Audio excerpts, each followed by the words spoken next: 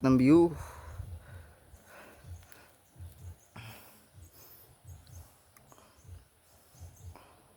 Hello, this another day is another vlog. So yun, ahon tayo sa bundok para magtanim.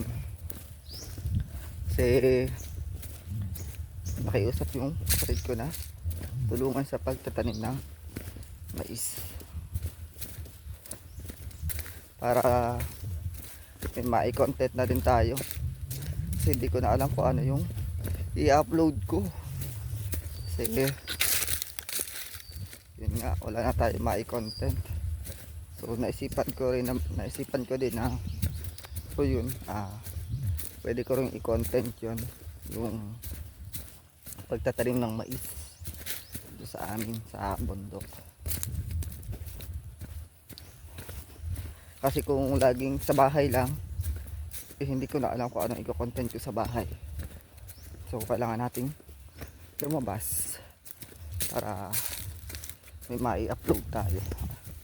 So yun, sobrang putik. Kita niyo ba yung putik na yan? Kaya nagbuta tayo ngayon. Dapat pa nung isang araw pa magpapa tanim ng mais, kaso nga lang start nung araw na nag-ulan. So hindi na natuloy kasi nga sobrang ulan. Sobrang putik. So hindi ako makakaahon. So and then marami din silang gawa. Namimili din sila ng saging. So yun, ito yung aming ilog. Sobrang linis, diba? Yan, ito yung aming palayan. Saka ito yung bahay namin dati. Kapatid ko na tumitira ngayon.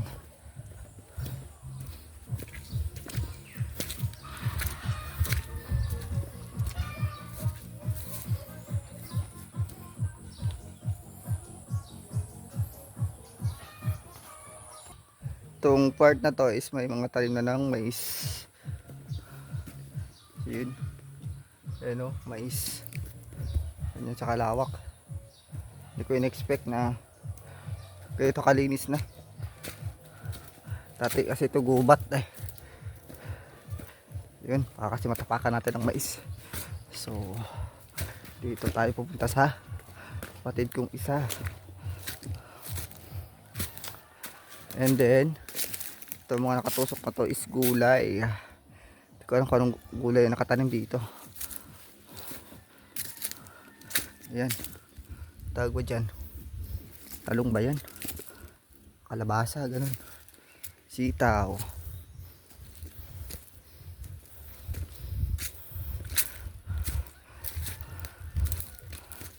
Taas.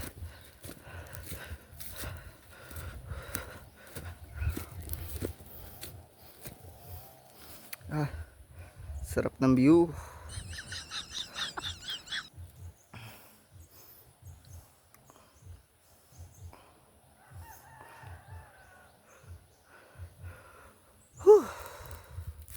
Diba? Grabe sisipag ng mga tao. Puro mais. Gandun yan doon sa kaduluduluhan. Hanggang baba.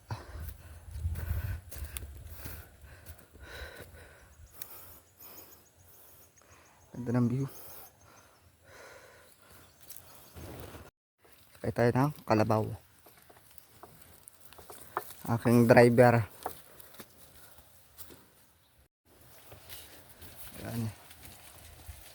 Galingan mo. Patay tumaob.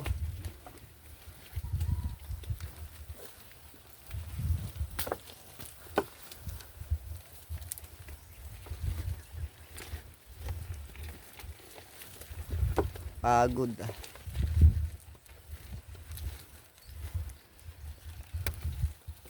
So yun, yung mga nagsasabing sarap ng aking buhay, pero andito ako sa linang, nagpapakahirap. sa buhay. So yun, andito po ako. Napakahirap para di mai-content.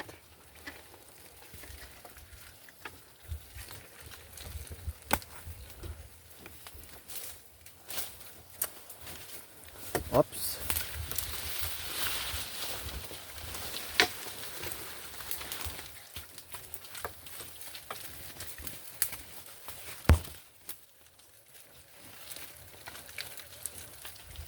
And then she asked me.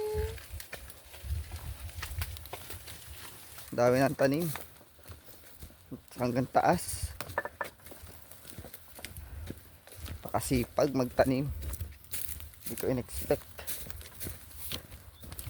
Ito na sila, nagtatanim na.